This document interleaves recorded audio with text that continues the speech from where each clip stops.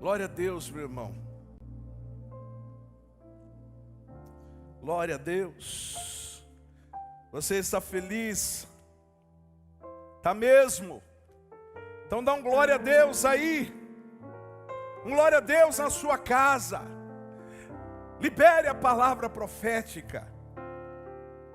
Porque Deus está nos enchendo, amém? Que coisa maravilhosa. Eu quero dividir uma palavra com você. Eu estava orando e Deus me deu uma palavra que eu intitulei Características de uma igreja profética. Você quer ser uma igreja profética? Você quer liberar os decretos de Deus? Você quer fazer parte da edificação do corpo de Cristo? Então vamos comigo, vamos caminhar comigo nessa jornada. Efésios capítulo 5, versículos 14 a 18. Diz assim: pelo que diz, desperta, ó tu que dormes, levanta-te de entre os mortos, e Cristo te iluminará. Portanto, vede prudentemente como andais, não como necios, e sim como sábios, remindo o tempo, porque os dias são maus. Por esta razão, não vos torneis insensatos, mas procurai compreender qual é a vontade do Senhor. E não vos embriagueis com vinho, no qual há dissolução, mas enchei-vos do Espírito. Enchei-vos do Espírito. Enchei-vos do Espírito. Se encha do Espírito nesta manhã. Se encha do Espírito aí com a sua família. Você que está em casa, se encha do Espírito. Você que está aí desanimado, se encha do Espírito. Você que está aí prostrado, se encha do Espírito. Você que está aí alegre, feliz, se encha do Espírito. Não vos embriagueis com vinho, no qual há dissolução, mas enchei-vos do Espírito. Queridos, nesses dias nós temos falado a respeito da importância dos 5 ministérios. A Comunhão Cristã Verdade e Vida é uma igreja que anda fundamentada na visão dos 5 ministérios dados por Jesus.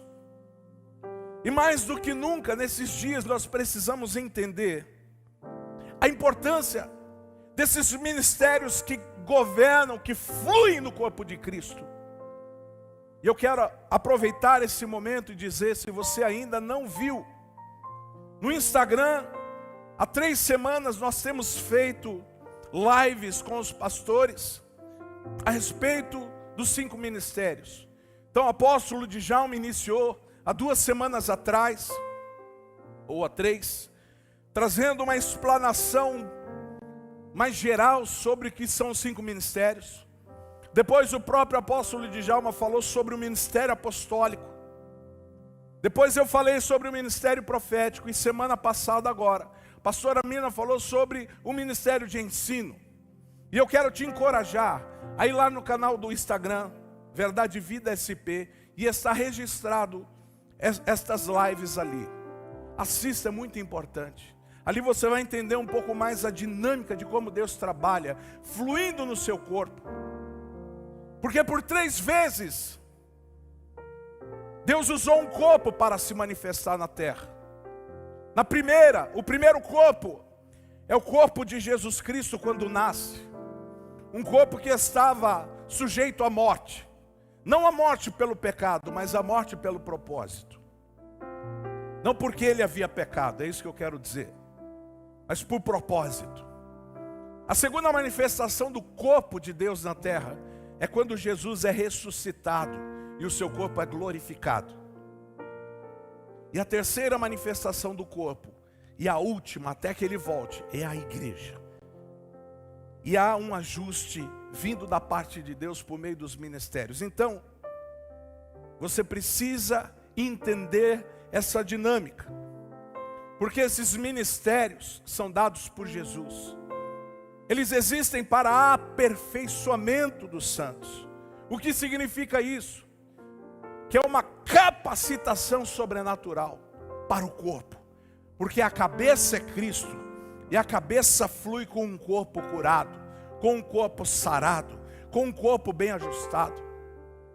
Então, através dos ministérios de Cristo, eu e você somos aperfeiçoados. Isso significa nós somos capacitados, porque Deus não escolhe os capacitados, mas capacita os escolhidos. E Deus te escolheu para edificar o seu reino sobre a terra.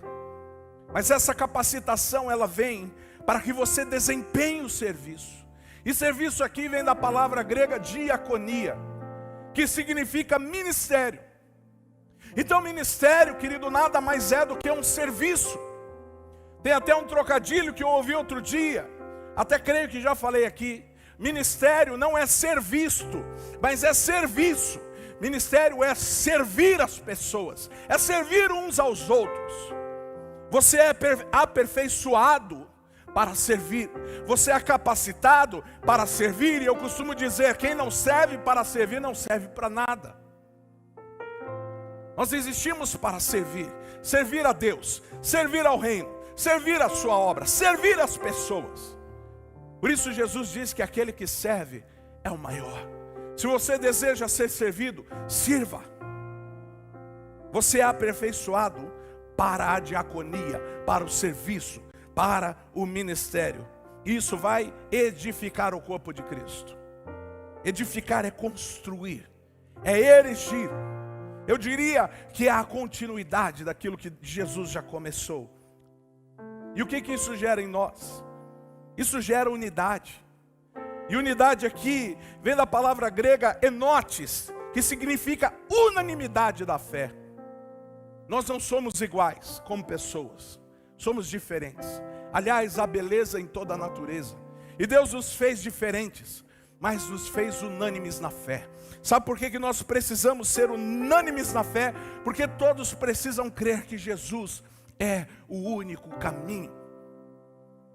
Ele diz em sua oração em João capítulo 17, Pai, que eles sejam um, como eu e você somos um, para que o mundo creia que Deus me enviou. Você quer manifestar a Cristo? Tenha uma família unida. Você quer manifestar a Cristo?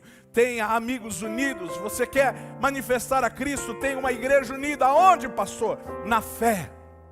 Porque na fé nós devemos ter unanimidade de que Cristo é o único caminho, de que Ele é o único mediador entre Deus e os homens. Quando isso acontece, nós temos o pleno conhecimento.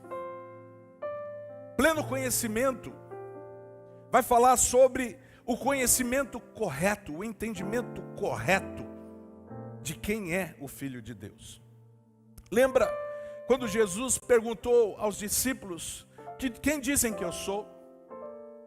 Eles disseram, Jesus, dizem que você é Elias, dizem que é isso, que é aquilo. E ele diz, e vocês? Quem dizem que eu sou?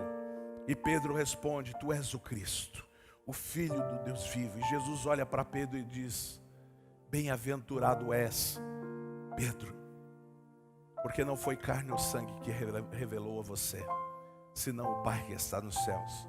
Eu e você, através da unanimidade da fé, nós vamos chegar ao pleno conhecimento, isto é, ao conhecimento correto. E quero lhe dizer algo, querido, quando há uma revelação de quem Cristo é na tua vida, também há uma revelação de Cristo sobre o teu propósito. Porque Jesus disse para Pedro, você já não vai mais se chamar Simão. Simão significa cana quebrada, mas você vai se chamar Pedro, porque Pedro é um pedaço de rocha. Pedro é a continuidade daquilo que eu sou. Eu sou a rocha, eu sou a pedra angular, eu sou a pedra fundamental. Mas agora, Pedro, você e a igreja são pedaços de pedra que vão edificar o meu reino. Para chegar ao pleno conhecimento, a perfeita varolinidade. Essa palavra do grego aner, que significa maturidade, Significa deixar de ser garoto para ser homem. Significa deixar de ser menino para assumir responsabilidades. Significa assumir o seu propósito, assumir a sua vocação. E assim você vai chegar à medida da estatura da plenitude de Cristo. Sabe o que isso significa? Ser como Ele. E o que isso significa, pastor? Cumprir a vontade de Deus. Jesus disse: eu vim para isto. Eu estava conversando com alguns amigos e dizendo: imagina como foi difícil para Maria olhar para o seu filho, filho que foi gerado pelo Espírito Santo, é verdade, mas que nasceu dela, que foi cuidado, educado por ela, que foi alimentado, acompanhou os primeiros passinhos. E de repente, Maria olha para o seu filho ali na cruz e começa a chorar. E Jesus diz para ela: por que está chorando? Eu vim para isto. Porque se o grão de trigo caindo na terra ele não morrer, ele não vai produzir frutos. E Jesus veio para reconciliar a humanidade. E ali Jesus consola a sua mãe dizendo: está vendo este discípulo amado? Este é o teu filho. Discípulo, esta é a tua mãe. Ou seja, ainda que eu vá, alguém vai estar com você, vai continuar aquilo que eu iniciei. Sabe, queridos, o nosso alvo é ser como Jesus. O nosso alvo é ter um coração como o de Jesus. O nosso alvo é ser aperfeiçoado, ser capacitado para servir no ministério, para servir naquilo que é a vocação de Deus para nós, para que Jesus seja glorificado. Então eu e você precisamos entender o tempo que nós estamos vivendo. Todos os tempos são proféticos. E Deus concede aos seus profetas entendimento. Eu poderia também usar aqui a palavra discernimento. Por isso o texto começa dizendo: desperta, ó tu que dormes. Significa, retome o controle dos teus pensamentos. Não deixe os teus pensamentos vagando, como alguém que está morto, como alguém que não raciocina, como alguém que já está entregue às próprias circunstâncias. Desperta, ó tu que dormes, retoma o teu propósito, deixa erigir para fora outra vez os sonhos que foram perdidos, as palavras que foram apagadas pelas circunstâncias da vida. Traz para fora agora o propósito de Deus na tua vida, porque você não é um inútil na terra, você nasceu por um propósito de Deus. Desperta. Sabe o que significa despertar? Sair do monturo, sair de onde a morte, sair de onde a morte, sair de onde a morte e ir para onde está a vida. Desperta. Retome o teu propósito. Aleluia, aleluia.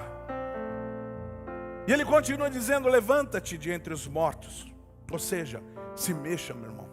Saia do comodismo. Ative a vida do Espírito em você. Levanta-te de entre os mortos. Tome uma atitude.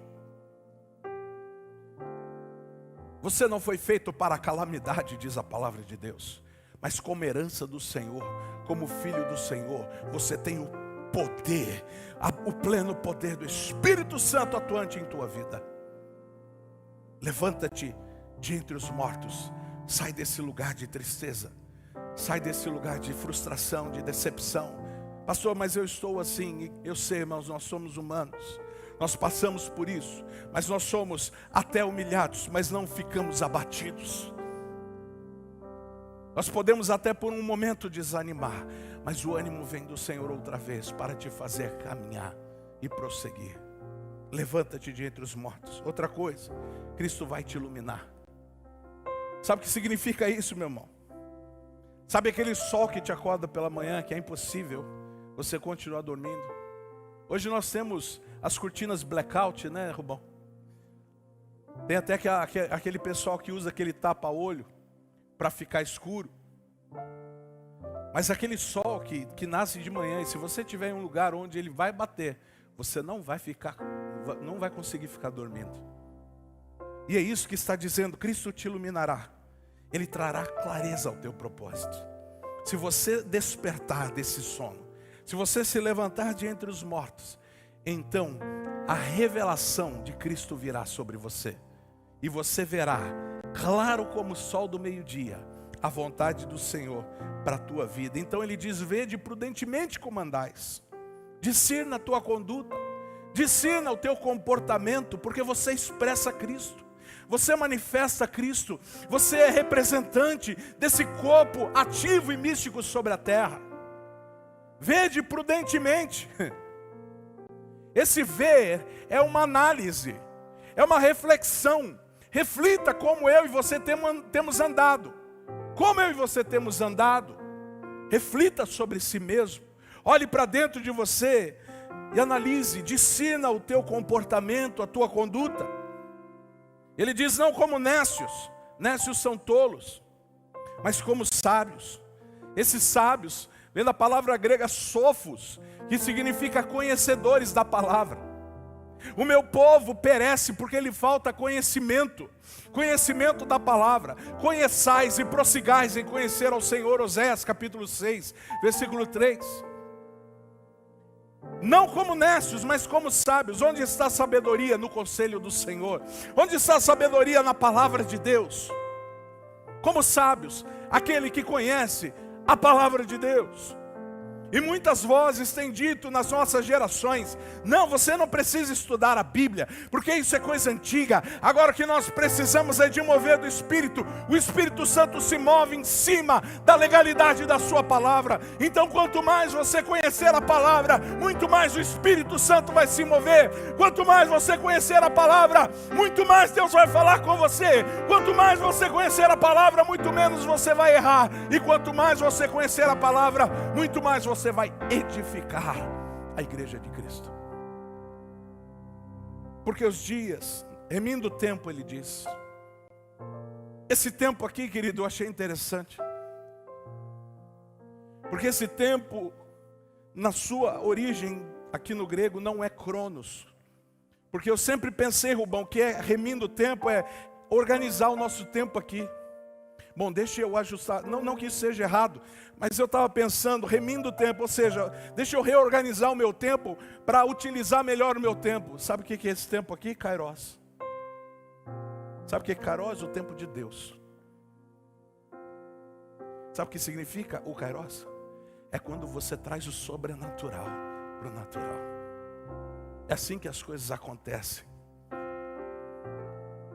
Remindo o tempo significa saia do tempo natural e entre no tempo espiritual. Saia do tempo do homem, entre no tempo de Deus e entenda o que Deus está fazendo.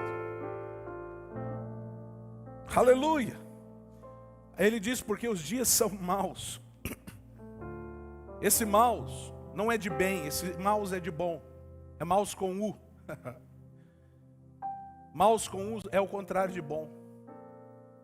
Fala sobre o esfriamento da fé. Nesse tempo onde a fé está se esfriando, meu irmão, é tempo de aquecer o teu espírito, é tempo de aquecer o teu coração, é tempo de voltar a crer nas palavras que Deus te deu, que Deus liberou.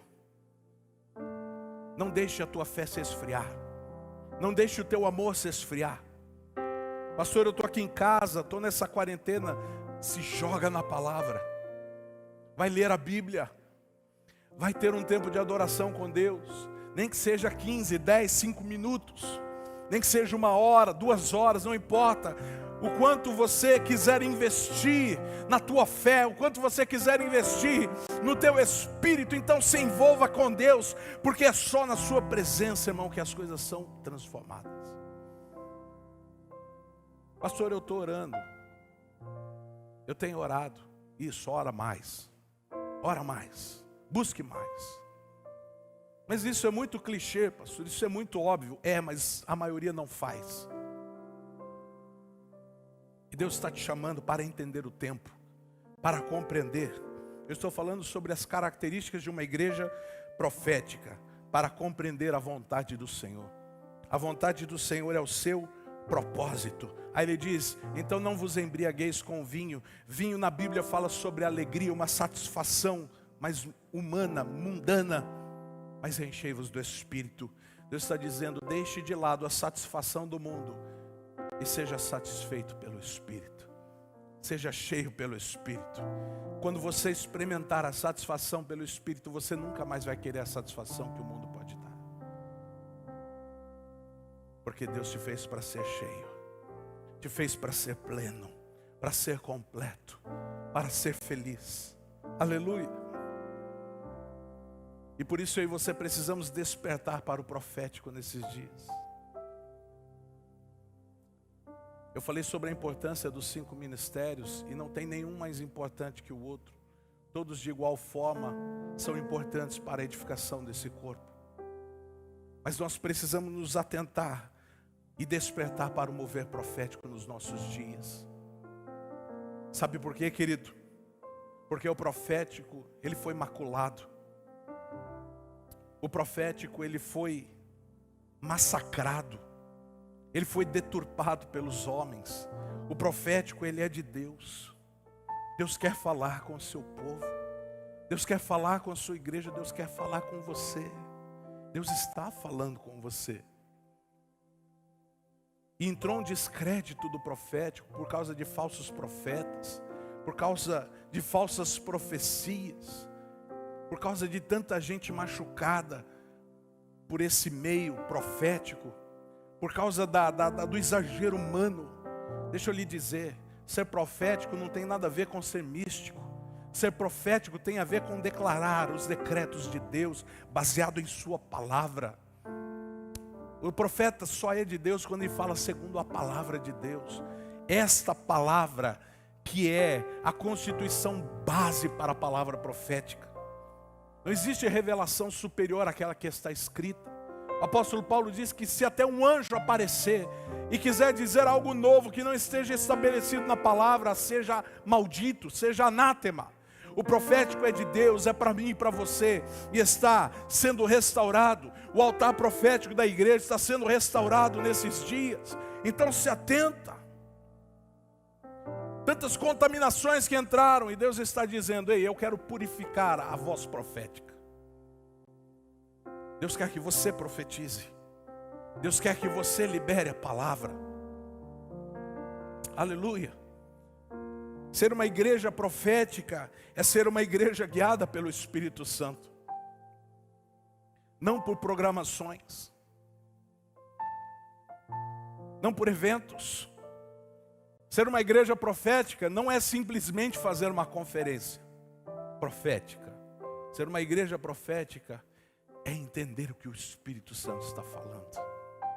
E quando entender o que o Espírito Santo está falando, caminhar em retidão, em obediência àquilo que Ele tem liberado sobre nós, como igreja.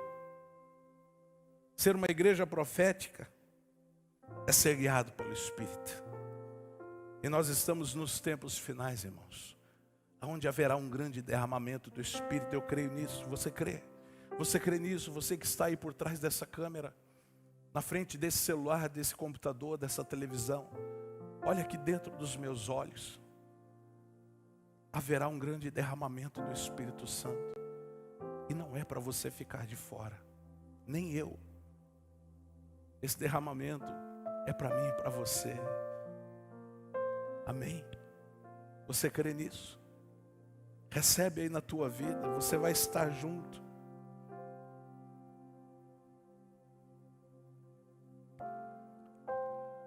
A igreja profética é uma visão de Deus para esse tempo. Olha só o que diz Números capítulo 11, versículo 29. É esse horário mesmo já?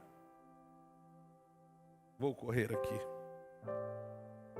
Números 11, 29 diz, porém Moisés lhe disse, tem ciúmes por mim? Tomara todo o povo do Senhor fosse profeta. Que o Senhor lhes desse desse seu espírito. Ele está dando desse espírito, Ele já deu. Na época de Moisés ainda não havia sido liberado, mas agora nós já temos o Espírito do Senhor.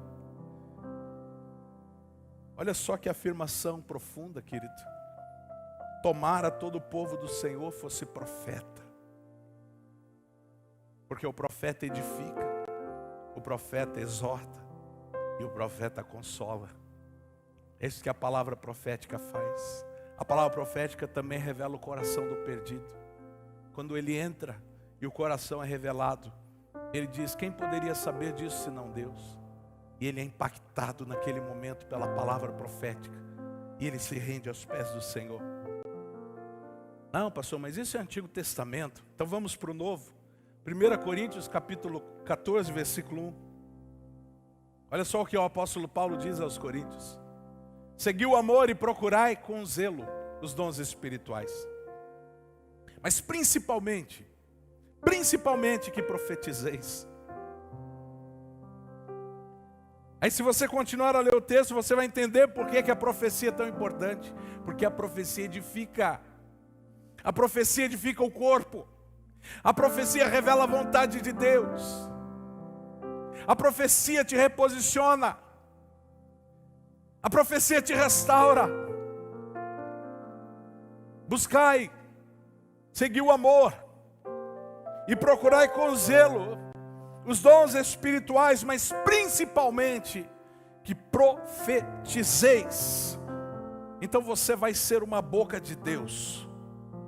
Você vai ser uma voz de Deus. Uma voz que anuncia o Messias. Uma voz que edifica. Uma voz que exorta quando preciso. Mas uma voz que consola. Aleluia.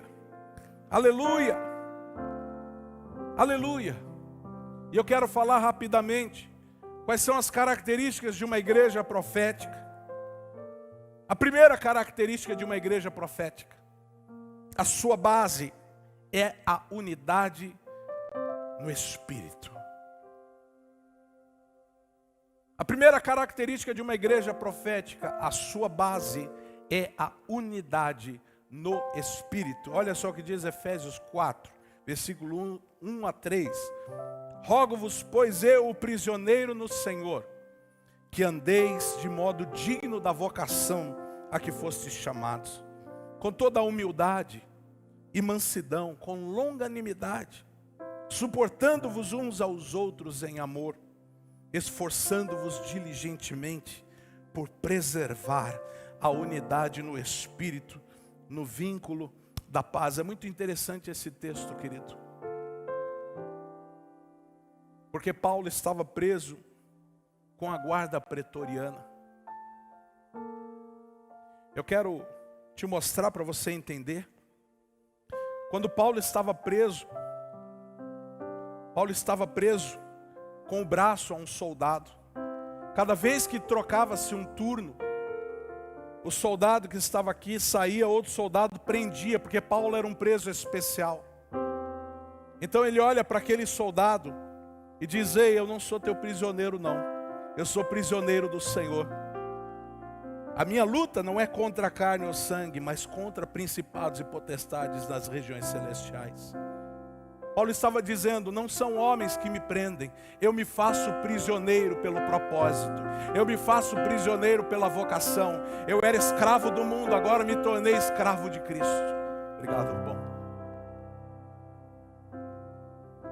Só quando nós somos prisioneiros é que nós fazemos a vontade do Senhor. Porque como escravo nós o olhamos como o Senhor das nossas vidas. Quando nós nos achamos grande demais, nós fazemos a nossa própria vontade. Mas Paulo diz: eu vou me reduzir a prisioneiro, eu vou me reduzir a escravo, porque o escravo faz a vontade do seu Senhor. Isso é entender o Evangelho. Isso é entender que a minha vida não vale nada se não for para servir a Deus. Aquele que quiser ganhar a sua própria vida, perdê-la. Mas aquele que perder, vai ganhá-la. E qual é a régua da nossa dignidade? Porque ele diz: andeis de modo digno. A régua, da tua dignidade é a tua vocação, meu irmão. Você precisa medir a tua dignidade por quanto você tem andado na vocação. Porque só andando na tua vocação você vai conseguir estar unido no Espírito. É Ele quem edifica, como pedras vivas, eu e você, nas mãos do Senhor. Ele está nos edificando, Ele está nos erigindo, Ele está nos erguendo. E note bem, não são pedras talhadas pelo homem, são pedras talhadas pelo próprio Espírito Santo. A base de uma igreja profética é a unidade no Espírito. E essa unidade no Espírito libera o quê? O fruto do Espírito. O amor, a mansidão, a longanimidade. Ele diz aqui, suportando-vos uns aos outros em amor, com toda a humildade. Considere o seu próximo superior a você.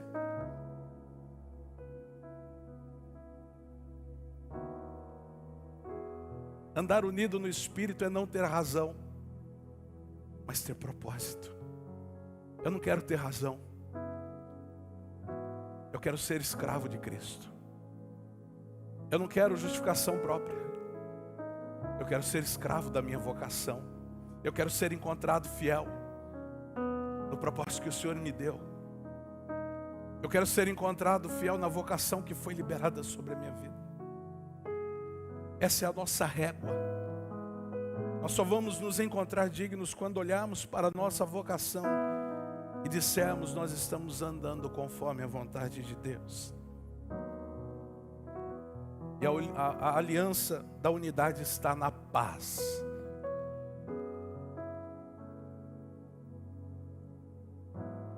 Você ouviu isso? Esforçando-vos diligentemente por preservar a unidade no Espírito, no vínculo da paz. A paz seja o árbitro dos vossos corações. Pastora Mirna falava isso na live do ensino, na quinta-feira. O árbitro seja, a paz seja o árbitro dos vossos corações não significa para tomar decisões, mas significa para me relacionar com o meu próximo. Que a paz seja o juiz dos nossos corações. Não tenha razão, tenha paz.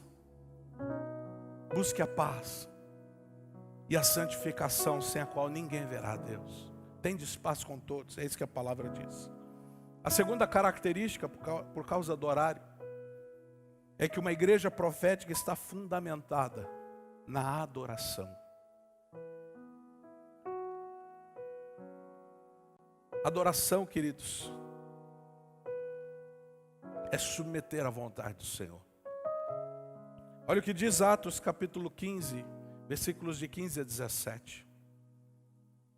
Conferem com isto as palavras dos profetas, como está escrito: cumpridas estas coisas, voltarei, reedificarei o tabernáculo caído de Davi, e levantando-o de suas ruínas, restaurá-lo-ei, para que os demais homens busquem o Senhor e também todos os gentios sobre os quais tem sido invocado o meu nome.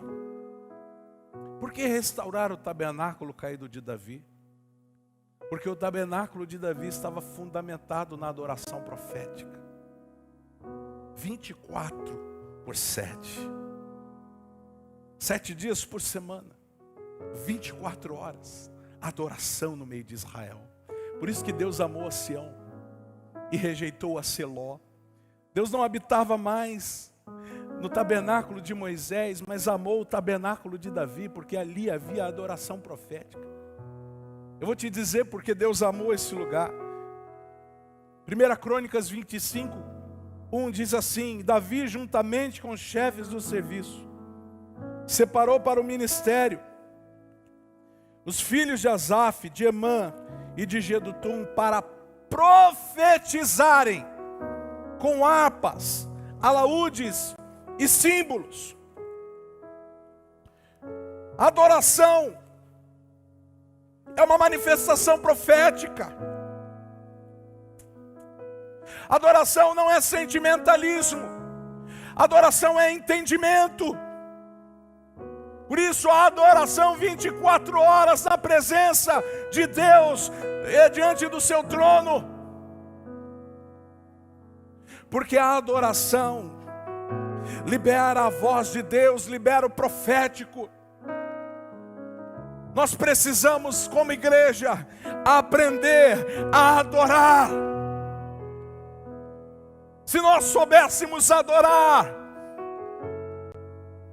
se nós como igreja soubéssemos adorar, então este bairro já teria sido alcançado.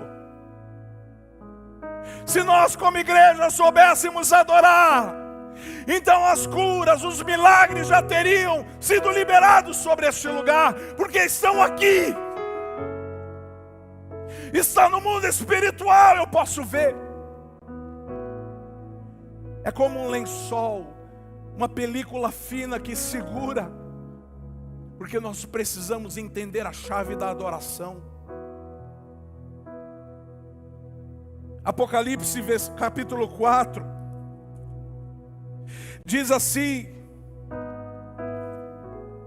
4 versículo 8: e os 4 seres viventes, tendo cada um deles respectivamente 6 asas, estavam cheios de olhos ao redor e por dentro, não tinham descanso, nem de dia e nem de noite, proclamando: Santo, Santo, Santo é o Senhor. É o Senhor Deus Todo-Poderoso. Ei, deixa eu lhe dizer uma coisa: adoração não é só você ficar expressando a tua alma, e sim proclamar quem Deus é.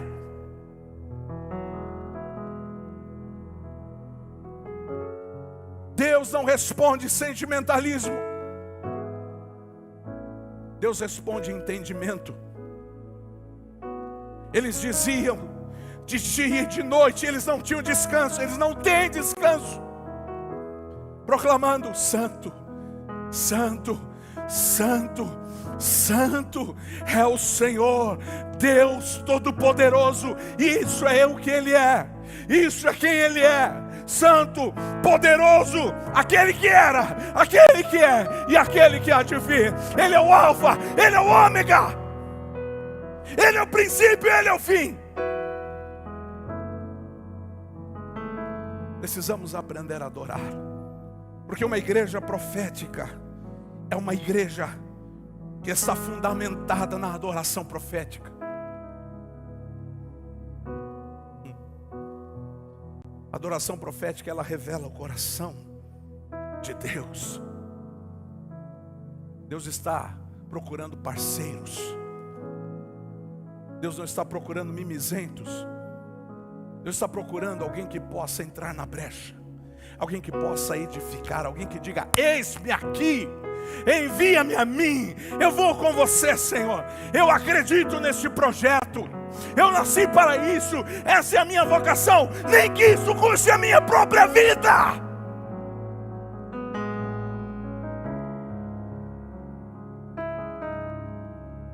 Deus está te chamando.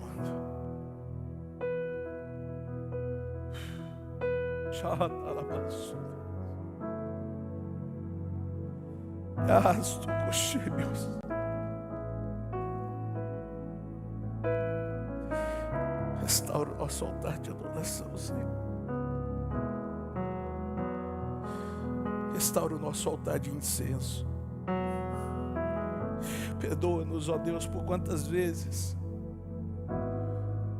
quisemos cheirar do incenso para a glória do nosso próprio nome. A glória pertence ao Senhor.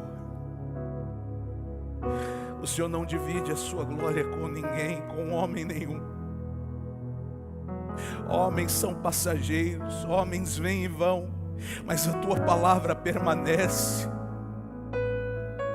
Os primórdios que iniciaram a igreja já não estão entre nós.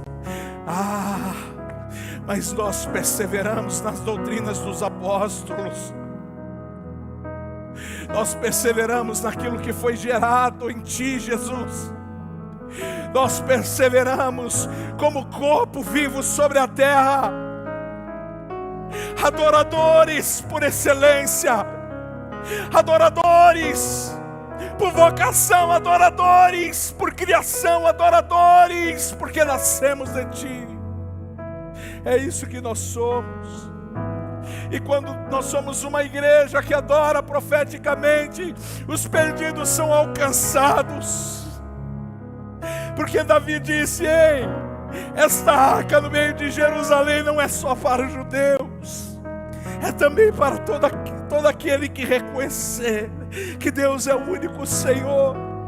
Aquele que quiser se chegar à presença, aquele que ansiar pela presença, aquele que olhar para Deus e ser transformado. João diz: nós vimos a sua glória, nós vimos a sua glória, glória como unigênito do Pai.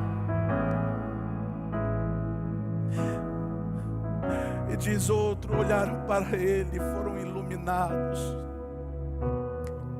Saíram das trevas, como foi ministrado no louvor. Mesmo que nós andássemos em trevas, agora nós andamos na luz. Nós fomos transportados do império das trevas para o reino do Filho do seu amor. E para terminar, querido, mais uma característica de uma igreja profética: ela é uma igreja ajustada e estruturada.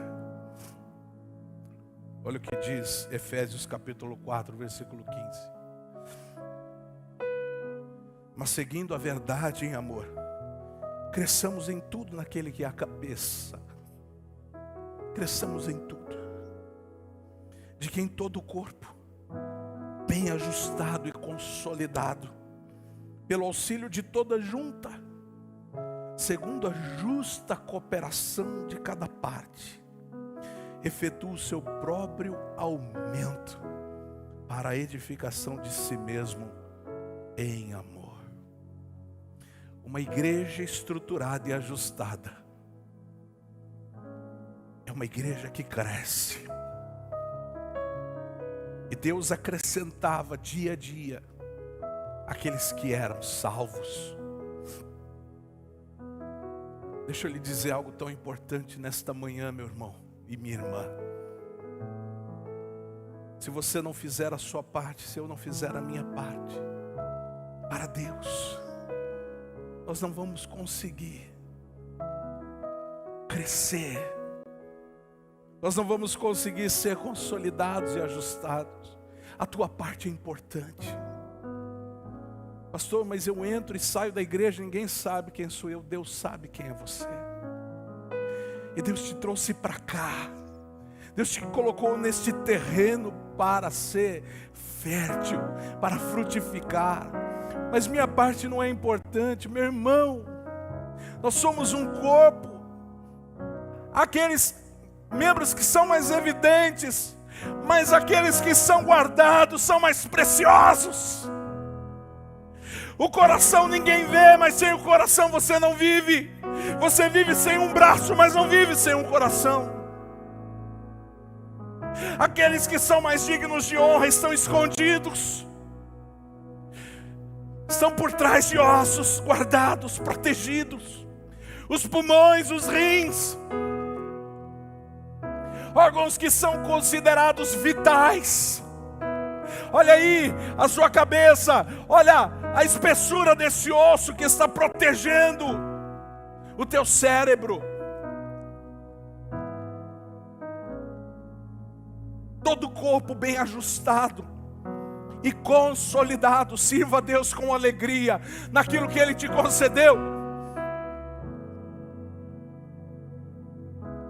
1 Coríntios 15, 58. Sede firmes e constantes, sempre abundantes na obra do Senhor, porque o Senhor vos recompensará. Bem ajustado. Uma igreja profética, ela é ajustada e estruturada. Olha o que diz Romanos 12, 4, e aqui eu quero encerrar. Porque assim como num só corpo temos muitos membros, mas nem todos os membros têm a mesma função, assim também nós, conquanto muitos, somos um só corpo em Cristo, e membros uns dos outros. Membros uns dos outros. Leandro, eu estou com você e você está comigo. Rubão, nós estamos juntos. Vagnão, eu faço parte de você e você faz parte de mim. Seba, você é parte de mim, cara. Eu sou parte de você. Nós estamos na mesma empreitada, nós estamos na mesma jornada. Eu te ajudo e você me ajuda, eu te levanto e você me levanta, eu te consolo e você me consola. Isso é uma igreja profética, uma igreja que cumpre o propósito do corpo. Tendo, porém, diferentes dons, segundo a graça que nos foi dada. Seja feliz, esteja feliz com aquilo que Deus te concedeu. Paulo diz: se o teu dom é misericórdia, haja com misericórdia. Se o teu dom é ser hospitaleiro, receber pessoas, seja um bom hospitaleiro. Se o teu dom é generosamente participar com recursos, porque Deus te deu recursos, não retenha, seja generoso. E pare com essa meninice, criancice, dessa história de dar dinheiro para pastor. Seja honesto e seja fiel a Deus.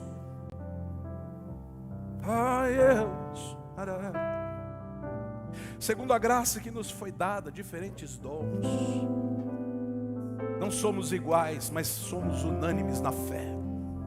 Jesus Cristo é o único caminho, a verdade e a vida, e ninguém vai ao Pai se não for por Ele. A igreja profética está aberta à palavra profética.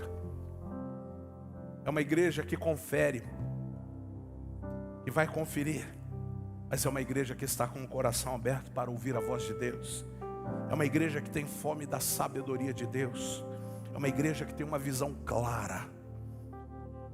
É uma igreja que está disposta a pagar o preço pela unção. É uma igreja que é guiada pelo Espírito. É uma igreja de aliança. É um lugar de santidade. É uma igreja que desenvolve, lidera e libera talentos. É uma igreja que é um lugar de felicidade. É um lugar de prazer, de alegria. E é uma igreja que é um quartel para a formação de soldados. É um quartel para a formação de soldados, para que Deus se manifeste sobre a terra.